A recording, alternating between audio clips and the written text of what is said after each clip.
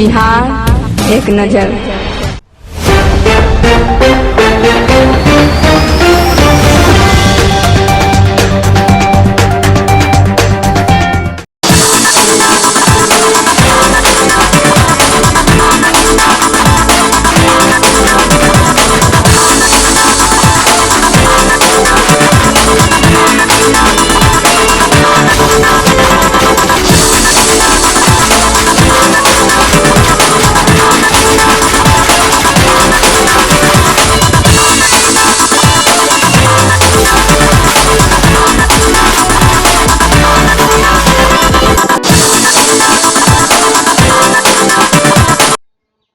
वैशाली जिले के राधौरपुर के मालिकपुर गांव में एक पुत्र ने अपने ही पिता को गोली मारकर हत्या कर दिया गया था, जिसके बाद से अब तक पुलिस उसे गिरफ्तार नहीं कर पाया। बताते चले कि देर रात सोए हुए अवस्था में पिता के सीने में पुत्र ने गोली मारकर हत्या कर दी थी। गोयल कटकड़ा में ओपी कांड संख्या 194 के आरोपी की गिरफ्तारी अब तक नहीं हो पाई। मछुआरा समाज में पुलिस के प्रति आक्रोश व्याप्त है। वैशाली जिले कटघरा ओपी क्षेत्र के कबीलापुर उप कमालपुर गांव निवासी नगीना सहनी की हत्या एक सप्ताह बीतने के बाद भी आरोपी की गिरफ्तारी नहीं करने पर पीड़ित परिवार समेत मछुआरों में काफी आक्रोश पनप रहा है। मछुआरा समाज में हत्यारों को पुलिस को खुलेआम घूमने की आजादी दे रखी है। आक्रोशित मछुआरों ने पुलिस की तरह तरह के आरोप लगाया है। जाति विशेष का दबदबा कायम होने के कारण हत्यारों को पुलिस तक अब तक गिरफ्तारी नहीं कर। तब आप लोगों कैसे गए? सुबह पढ़ के हल्ला हुआ, हलगामा हुआ, जो मर गया हल्ला हुआ, कोई फोन कर दिया था वहाँ। अच्छा, तब आप लोग गए। आप लोग क्या चाहते हैं? हम लोग चाहते हैं जो ऐसे होता है, गरीब के सताता है तो वो सब गिरफ्तार हुए। यानी हत्यारा को गिरफ्तारी चाहते हैं आप? हाँ, गरीब गिरफ्तारी चाहते हैं। आपका नाम क्या? मंजू देवी। आपका नाम क्या? लालो देवी। आपका नाम? राजकरी देवी। आपका नाम? किरण देवी। आपका नाम? राजू देवी। आपका नाम? लालती देवी। आपका नाम बाबू? क्या क्यों अरेस्टिंग नहीं हो रही? इसके पीछे कारण क्या है? अरेस्टिंग न होने के कारण है जातिवादी है। यहाँ सारे यादव एक तरफ है, हम गरीब मछुआरा एक तरफ है, जिसके कारण अरेस्टिंग नहीं हो पा रहा है। अगर हमारे साथ सब हो जाते, न्याय सब चाहते, तो अरेस्टिंग और गिरफ्तारी हो जाती। अभी परिवार के साथ क्या स्थिति बनी हुई है? बहुत नाजुक स्थिति है, खाने खाने बिना मर रही है। आप लोग प्रशासन से क्या चाहते हैं? नगीना सहनी को मर्डर कर दिया है सर, उनको गिरफ्तारी चाहते हैं। किसको गिरफ्तारी चाहते जो हैं? नगीना सहनी को मर्डर किया है, मार के फेंक दिया था तरबन्नी में। हुला सहनी है, बिंदेश्वर राय, 7-8 बापते हैं सब। बहुत सर वो लोग खूंखार है, दमंग है। अच्छा, जात का जादव है। हम लोग को सता के रखता है बरमकत, बोलता है इधर आएगा तो एक और मारेंगे, मर्डर करेंगे। हम लोग को कोई नहीं सुनवाई ले रहा है। बहुत बड़ा मुखिया सरपंच के यहाँ गए, फिर भी कोई सूचना हम लोग को नहीं मिल रहा है। हम लोग को नज़दीकी थाना कटहरा ऊपी है, वो भी बिक गया है सर। महुआ का एसपी है, वो भी बिक गया है। अच्छा, आप अपना नाम बताएंगे? उमेश शाह। भागलपुर के सजोर थाना क्षेत्र के जगन्नाथपुर गांव में जमीन विवाद को लेकर दो भाइयों में जमकर मारपीट हो गई। जमीन विवाद सुखदेव प्रसाद सिंह के चौथा नंबर पुत्र और बेटा निवास सिंह से हुई थी, जिसके कारण निवास सिंह को इतनी मार लगी कि निवास सिंह की मौत इलाज के दौरान हो गया। जानकारी के मुताबिक बताया जा रहा है कि दोनों भाइयों में अपने अपने मकान बना रहे थे। इसी दरमियान निवासी ने सज्जा निकालना चाह रहा था और दूसरे भाई प्रदीप सिंह ने नहीं निकालने दिया, जिसको लेकर विवाद हुई। फिलहाल पुलिस मामले की जांच कर रही है।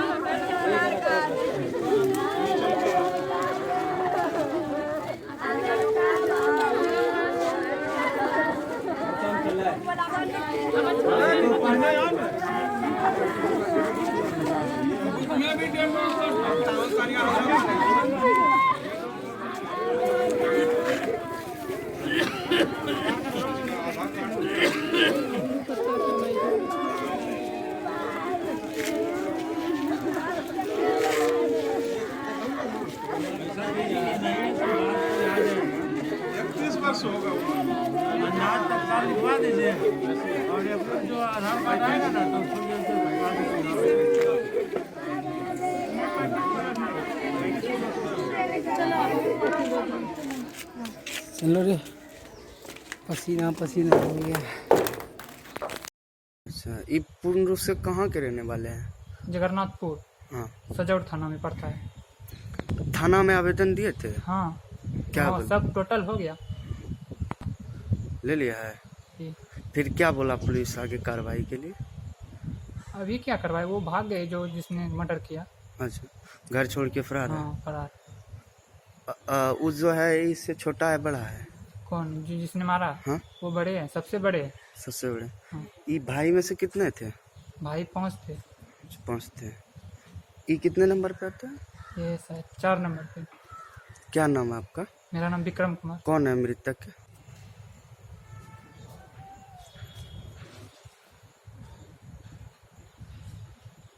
नवगछिया पुलिस के एसटीएफ टीम को उसमें बड़ी सफलता हाथ लगी जब उसने मिनी गन फैक्ट्री का उद्भेदन करते हुए बड़ी मात्रा में निर्मित हथियार बनाने के उपकरण के साथ 6 तस्करों को धर दबोचा।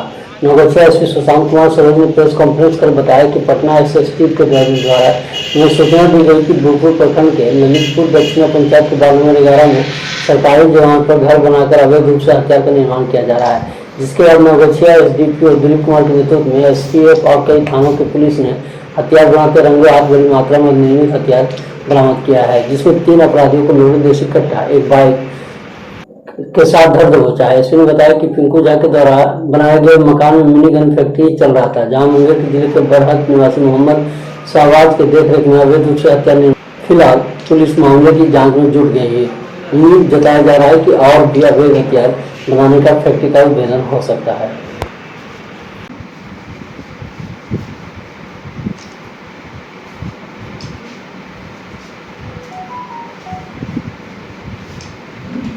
वैसी जानकारी हमें नहीं दिया कि अंतर्राज्य या कहीं दूसरे स्टेट में बेचते हैं, क्योंकि ये एक बड़ा नेटवर्क है। नेटवर्क में कौन किससे जुड़ा हुआ वो भी इन लोग पता नहीं रहता है। तो हम लोग कोशिश कर रहे हैं कि नेटवर्क में कौन कौन और जुड़े हुए हैं और उसका फिनिशिंग कहाँ होता है, वो फिर किसके माध्यम से किसे बेचा जाता है। संभावनाएं दोनों बरकरार है। अंतर जिला तो है ही, अंतर्राज्य भी हो सकता है, लेकिन हम अभी दावा से नहीं कर सकते। कब से चल रहा था सर ये यहाँ ये पूछताछ कर मैं खुद पूछताछ करने गया था, तो वो लगभग 5-6 महीने की बात बता रहा है कि 5-6 महीने से ये हो रहा है। और मेरा जो टीम पहले वहाँ पता किया भी, तो लोगों ने कहा कि आवाज़ खटखट आती है, लेकिन यहाँ पे क्या बनता है ये हम लोग को नहीं मालूम। कि हमारा सभी SDPO एंड टीम, कुछ लोग पदाधिकारी सिविल में थे, रात में रिस्क ले करके झाँक के देखा, कन्फर्म हो गया कि नहीं अपराधी सब है। लोगों ने छापामारी किया और सब अपने सामने। ये आपका हुआ बीरपुर का। बताते चले कि बांका जिले के इस्लामपुर मस्जिद परिसर में भीषण विस्फोट मंगलवार को हुई थी, जिसको लेकर पुलिस काफी छानबीन में जुट गई है। यह घटना होने के बाद पुलिस जब मौके पर पहुंची तो वहां सन्नाटा पसरा हुआ था। साथ ही मस्जिद कमेटी के सहित गांव के अधिकतर ग्रामीण गायब मिले। पुलिस के सामने कोई भी आना नहीं चाह रहे थे। सभी ग्रामीण कुछ भी कहने से कतरा रहे हैं। पुलिस घटनास्थल पर जायजा ले रहे हैं, लेकिन कुछ हाथ नहीं लगी। बताते चले मदरसा करीम में 2 माह से बंद था। दिन भर इस घटना की जांच पुलिस करती रही, लेकिन ठोस नतीजे पर अब तक पुलिस नहीं पहुंच पाई। अब तक बम विस्फोट का पता नहीं चल पाया। फिलहाल पुलिस मामले की जांच कर रही है।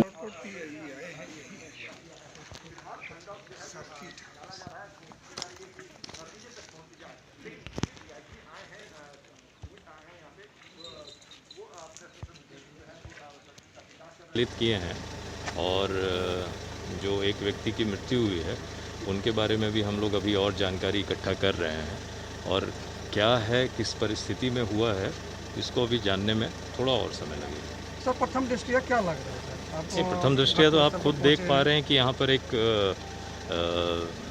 मदरसा की एक पूरी स्ट्रक्चर, एक बिल्डिंग जो थी वो अब नहीं है, ध्वस्त है और इम्पैक्ट काफ़ी ज़्यादा है। तो किन परिस्थितियों में यहाँ पे क्या रखा हुआ था, क्यों ब्लास्ट हुआ है, इसी को हम लोग अब जानने की कोशिश कर रहे हैं। सर, पूरा गांव खाली है, क्या लग रहा है? हाँ, ये भी एक जांच का विषय है कि ब्लास्ट होने के बाद गांव के लोग जो है वो कल तो प्रत्यक्षदर्शी कुछ हम लोगों को मिले थे और कल हम लोगों ने बहुत लोगों का बयान भी दर्ज किया है।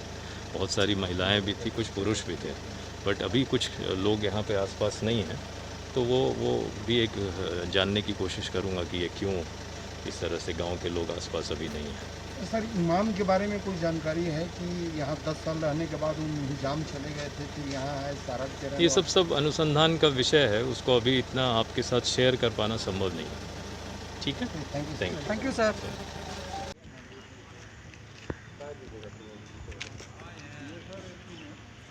भागलपुर के नवगछिया में इन दिनों भारी मात्रा में दवाई और इंजेक्शन कूड़ेदान में फेंके जाने का बात सामने आई है। बताते चले कि रंगला प्रखंड के रमला गांव में मवेशियों के इलाज के लिए सरकार की सुचित तरीके से करोड़ों रुपए की लागत से भवन बनाकर प्राथमिक पशु चिकित्सा खोल दिया था, मगर उसमें बैठने वाले डॉक्टर जानवरों से बदतर निकले। जानवरों ने समुचित इलाज के लिए विभाग द्वारा दवाइयाँ और कई प्रकार की सुविधाजनक सामान दिया गया, मगर यह जानवरों को नहीं पहुंच पाई। इसका सीधा उदाहरण पशु चिकित्सकों में देखा जा सकता है। पशु चिकित्सक डॉक्टर गोपाल कुमार ने इस संबंध में पूछा तो बताया कि उन्होंने दवाइयाँ एक्सपायरी है और हमारे समय में का नहीं है, जिसको लेकर के इसे फेंका गया। जबकि वहीं स्थानीय सांसद अजय मंडल ने इस संबंध में कहा कि अगर किसी तरीके की दवाइयाँ फेंका गया है तो वह बहुत बड़ा अपराध, इसको लेकर डॉक्टर पर कार्रवाई की जाएगी। जबकि फिलहाल पुलिस मामले में भी जांच। कौन देख रेख करता है इसका?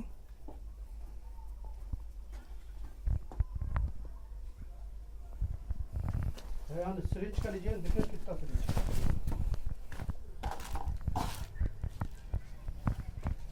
किस तरह से लापरवाही खंडहर में फेंका हुआ। बिहार में कोरोना काल के दौरान करीब 800 शिक्षकों की मौत हो चुकी है। इसमें भागलपुर जिले के लगभग 30 शिक्षक और शिक्षकेतर कर्मियों की मौत कोरोना काल में हुई है, जिससे पंचायत शिक्षक अनिल कुमार, उदय कुमार सिंह, पवन कुमार शामिल है। प्रखंड शिक्षक में विजय कुमार, मोहम्मद अमीन अंसारी, कित्यानंद, रंजीत कुमार शामिल हैं। वहीं नियमित शिक्षक में प्रतिमा सिन्हा, जीवन कुमार, मोहम्मद समीम मोहम्मद, मोहम्मद खुर्शीद आलम, ललिता जयवाल, दिवाकर मोहम्मद, जमजरूम हक, गरीब पासवान, महतरम विजय सिंह, चंद्रशेखर सिंह, कमिश्नर रीता कुमारी सहित अन्य लोग शामिल हैं।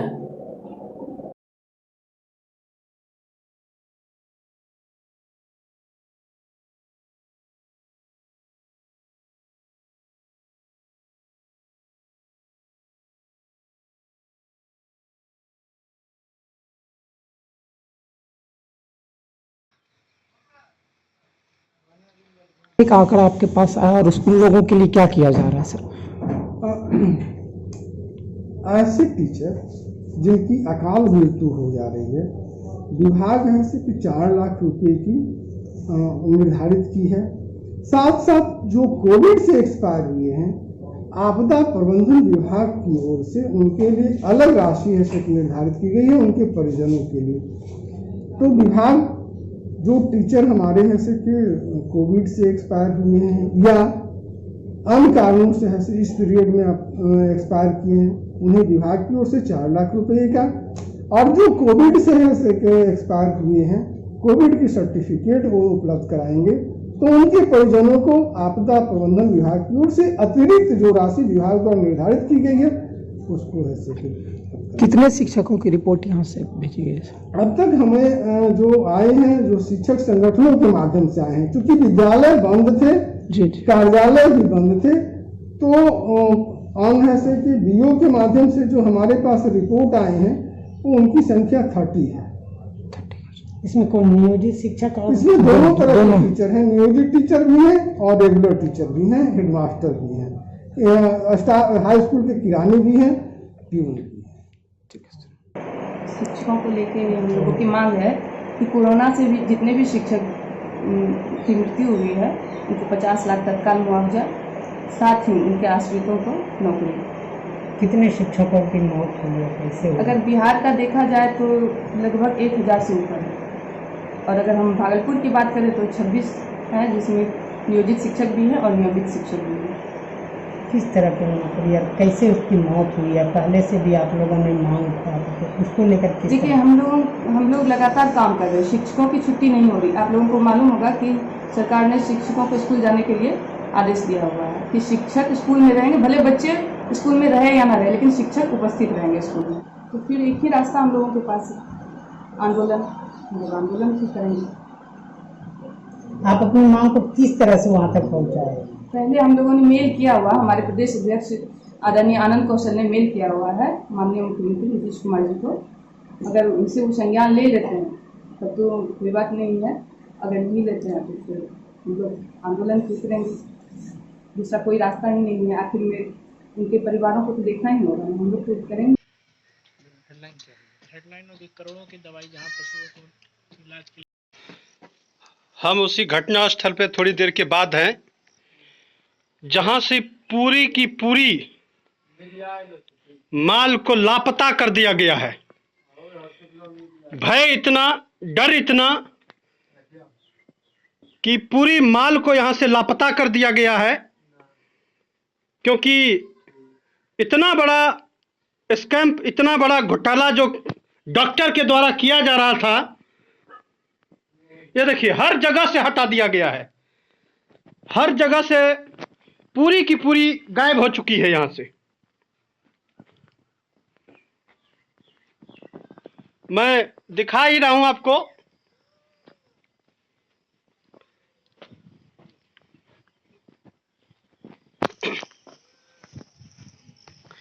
ये वही हॉस्पिटल है जिसमें थोड़ी देर पहले इंजेक्शन और दवाई से भरा कूड़ेदानी की तरफ फेंका गया था। अभी वहां से उसको पूरे की पूरी हटा लिया गया है। पशुपालन विभाग का यह हॉस्पिटल रंगरा प्रखंड में। भागलपुर जिले के नौगछिया में इन दिनों चर्चा में भारी मात्रा में दवाई और इंजेक्शन कूड़ेदान फेंके जाने का बात सामने आया है। बता दें कि रंगरा प्रखंड के रंगरा गांव में मवेशियों के इलाज के लिए सरकार के सुनिश्चित तरीके से करोड़ों रुपए की लागत से भवन बनाकर प्राथमिक पशु चिकित्सालय खोल दिया गया, मगर उसमें बैठने के लिए कोई डॉक्टर अब तक नहीं हो पाई, जहां पे हद से ज्यादा बदतर भवन में बताया जा रहा है। समुचित इलाज के लिए विभाग अस्पताल में दवाइयां और कई प्रकार की सुविधा जनरल सामान दिया गया, मगर यह दवा जानवरों को नहीं पहुंच पा रही। इसका सीधा उदाहरण पशु चिकित्सक में देखा जा सकता है। पशु चिकित्सक डॉक्टर गोपाल कुमार ने इस संबंध में बताया कि उन्होंने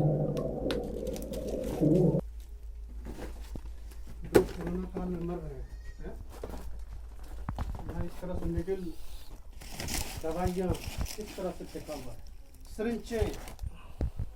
बाप रे बाप, कौन देख रेख करता है इसका?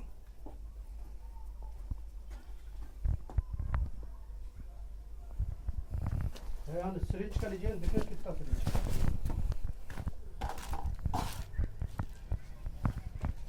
किस तरह से लापरवाही, बाप रे बाप, खंडहर में फेंका हुआ है।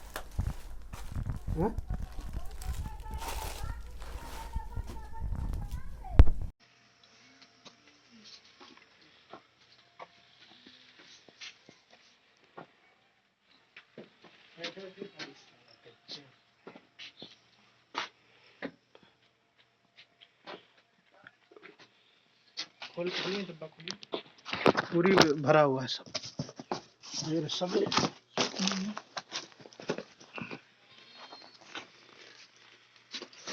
है। उधर देखिए क्या क्या,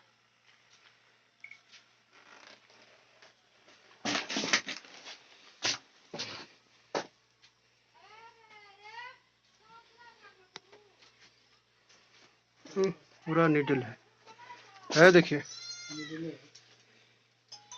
ए इंजेक्शन,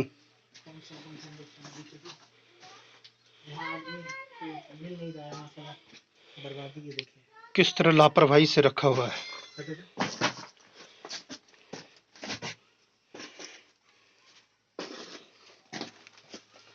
बाप रे बाप, कार्टून के कार्टून लापरवाही से रखा हुआ है, फेंका हुआ है।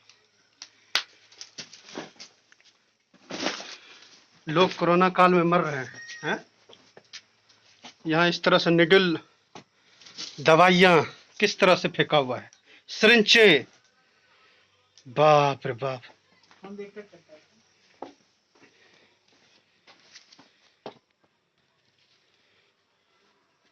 है यहाँ सिरिंज का लीजिए, देखिए कितना सिरिंज है,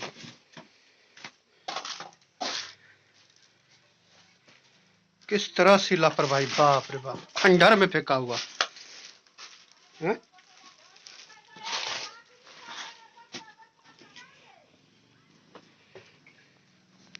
ये क्या चीज का दवाई है?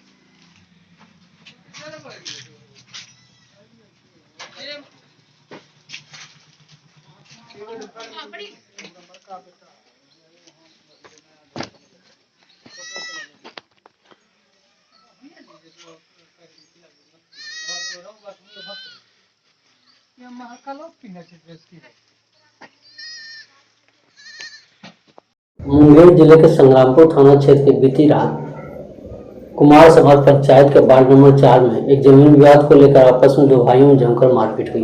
मारपीट के दौरान राजेश कुमार एवं उनकी पत्नी नीतू कुमार घायल हो गई। जानकारी के अनुसार राजेश कुमार अपने परिवार के साथ एक किराए के मकान में रहते हैं, जिसको लेकर उन्हीं पड़ोसी के चंदन कुमार वर्मा, किंदन दशरथ यादव, मुन्ना यादव, पूजा देवी ने अचानक घर में घुसकर लाठी, डंडे, पिस्टल से मारपीट की, जिससे नीतू की सर फट जाने के कारण प्राथमिक स्वास्थ्य केंद्र में संग्रामपुर में उपचार कराया गया। उपचार के दौरान चिकित्सा प्रभारी रुपेश सिंह ने उनको बेहतर इलाज के लिए मुंगेर सदर अस्पताल में रेफर कर दिया। फिलहाल मौके पर पुलिस पहुंचकर मामले की जांच कर रही है।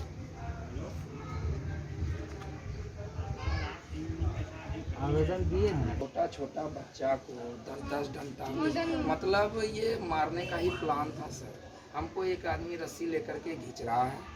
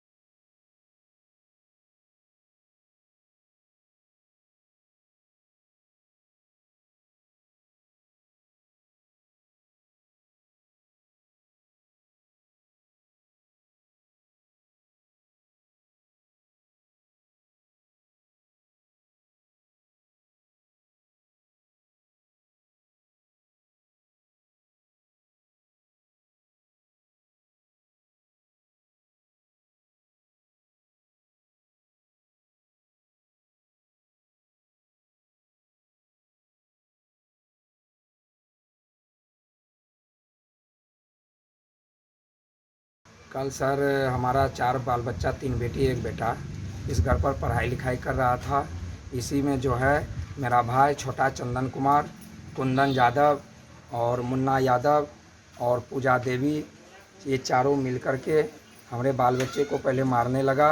और जब मेरा एक बच्चा फ़ोन किया निकेत कुमार कि हम लोग को सब मिलके मार रहा है, तो हम लोग दौड़ते हुए, हम लोग डेरा पर रहते हैं सर, वो दौड़ते हुए हम लोग आए। लेकिन यहाँ पर तो मारने का हम लोग को प्लान था, ऐसा ही था कि हमको रस्सी लगा करके फांसी लगा रहा था और मेरी पत्नी को जो है कि 2 टुकड़ा माथा कर दिया है, पूरा लहूलुहान कर दिया।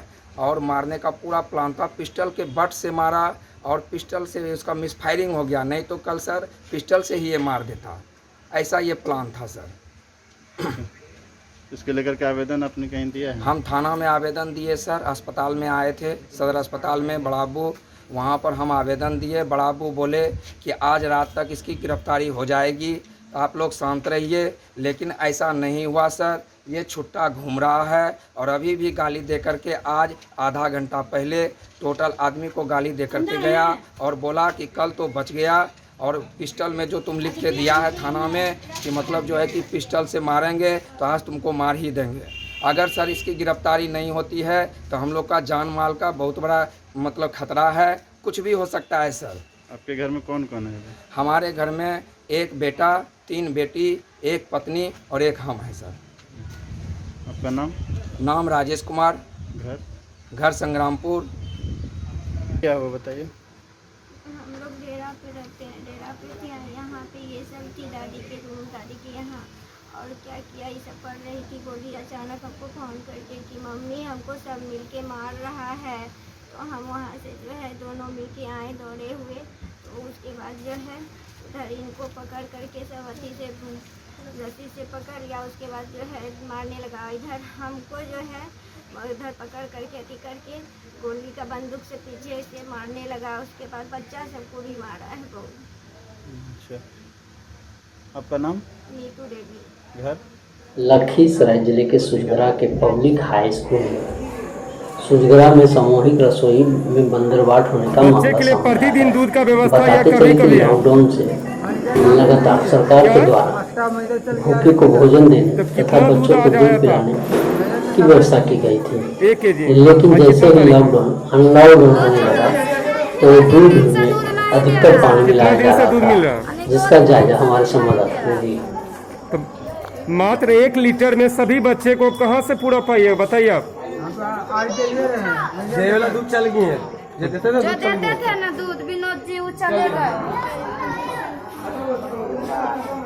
दूध देना जॉइन होना ही है, उसके एब्सेंट में ही दे रहा है। तो मात्र 1 लीटर दूध में बताइए 40-50 व्यक्ति को कहाँ से दूध पुराएंगे?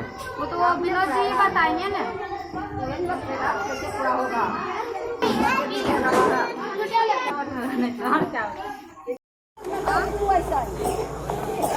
दूध जो मिल रहा है दूध है या पानी है? वो तो आप देख के ही अपने से बताइए। वो तो हम देख रहे हैं, आपने जवाब दीजिएगा। हम तो देख रहे हैं कि आधा दूध आधा पानी है। हम क्या, हम सभी देख रहे हैं। क्या आप लोग ने दूध पिया? कैसा दूध था? कैसा दूध था? पूरा पानी लिया नहीं था।